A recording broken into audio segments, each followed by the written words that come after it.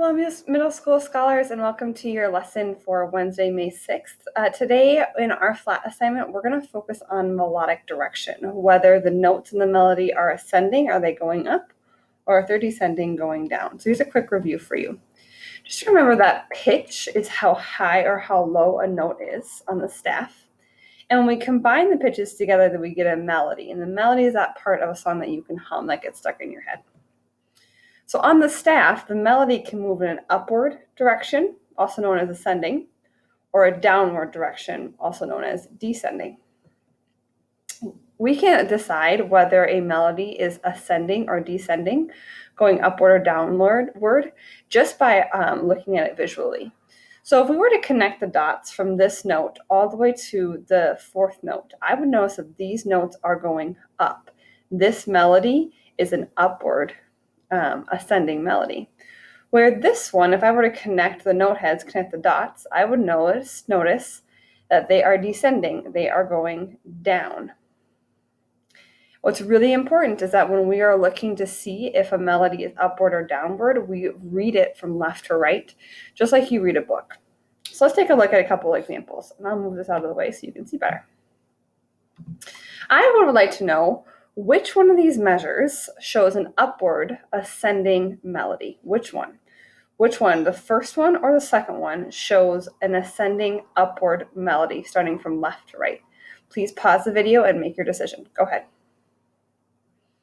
Great work. Hopefully you said that the first one showed an upward ascending melody because we start on a lower space in the staff, and if we connect all the dots, our melody is going upward. Let's take a look at the next one.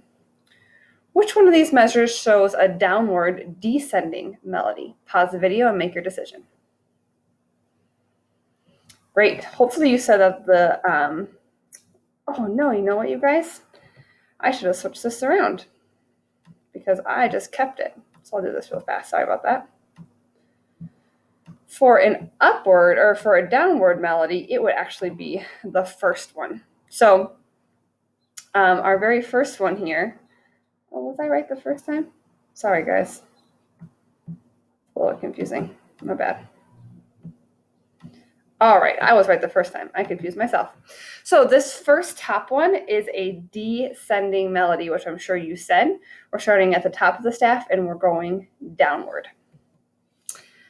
So in your flat assignment today, you're going to be asked to compose each measure using a different melodic direction. So according to these instructions, which example is correct? How do you know?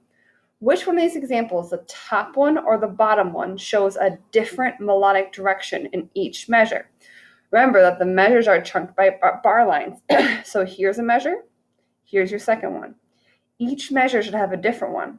So the first measure should be going up and the next measure should be going down. Which one of these has a different melodic direction in each measure? Pause the video and make your decision. I hope you said the second one. When we look at the first one, our first measure is going up, but so is the second one. Both measures are going up, and we want each measure to contrast, do something different to make the melody more interesting. So in this example, we have a melody that's going up in the first measure, and as soon as we hit the bar line, then the melody goes down. Bar line again, melody up, bar line again, melody goes down. So when you compose your melody in today's assignment, that's what you need to do. Let's take a look at an awesome example from last week. This is a 6th grade student who made sure that each of his measures in his melody line had a different melodic direction. So per the instructions, he just copied the hip hop set, but in his pan flute line, his first measure is going up. When we hit the bar line, then his second measure is going down. It goes back up and down again. So every time you go to another new measure, you need to change the direction of your melody. So let's go ahead and we're going to take a look at today's flat assignment. So I'm going to go over to my student page. And you're going to, just like we always do, click to this week's, today's assignment is called Melody number 2. So we'll click on that. And when that happens, you're going to get this example.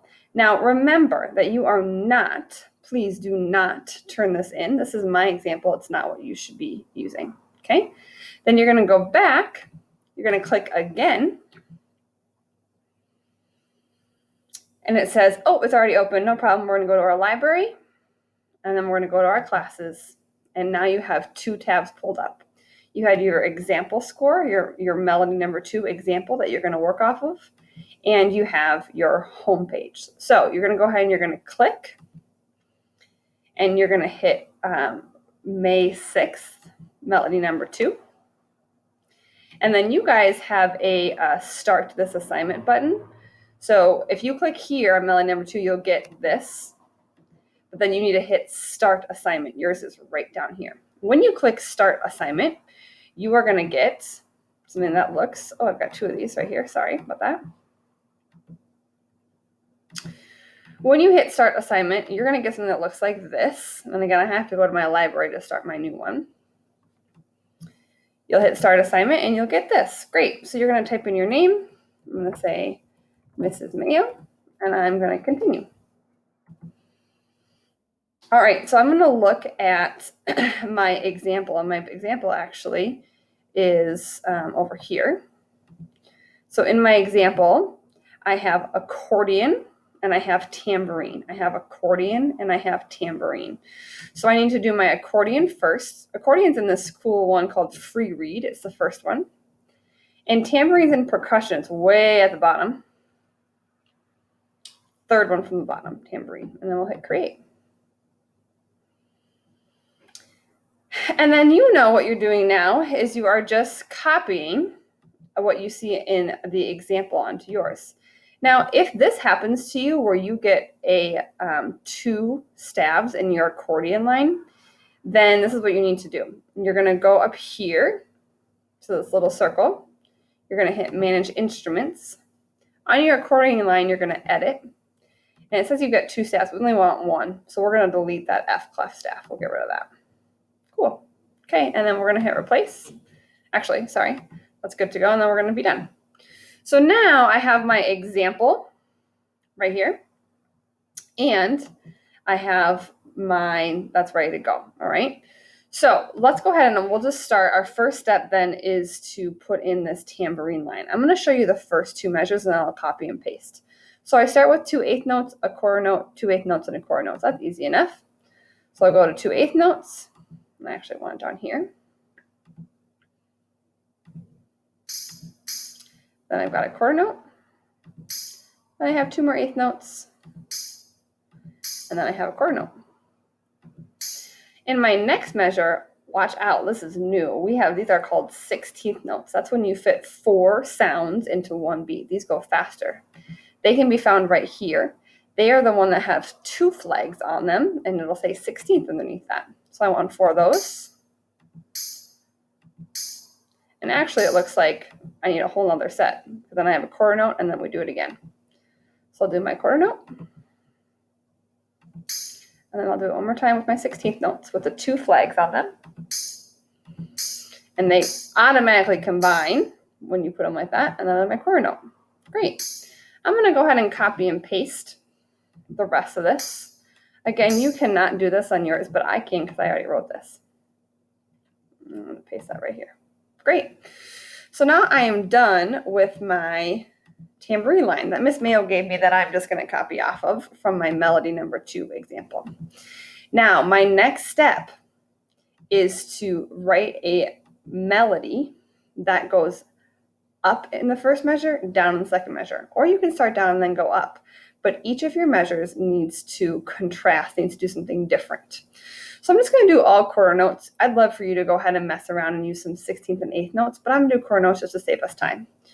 So my first measure, I decided I'm going to make it ascending. I'm just going to have it go up. Then my next measure can't keep going up. It's got to go down. So I might start a little higher and then go all the way down. Great. And then we're going to go up again.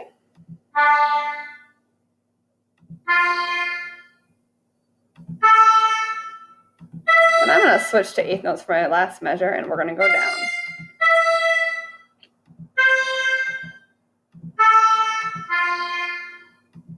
Perfect. Now, when I'm looking at my composition, I know if my first measure goes up, then down, then up, and then down again.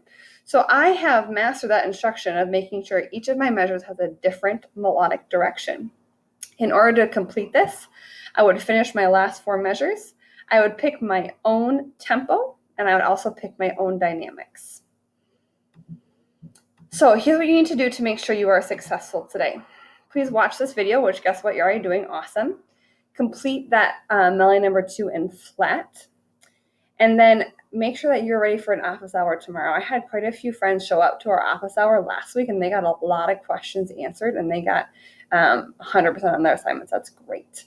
And then as always, make sure you call me if you need any help. Looking forward to seeing your great compositions this week. Talk to you tomorrow.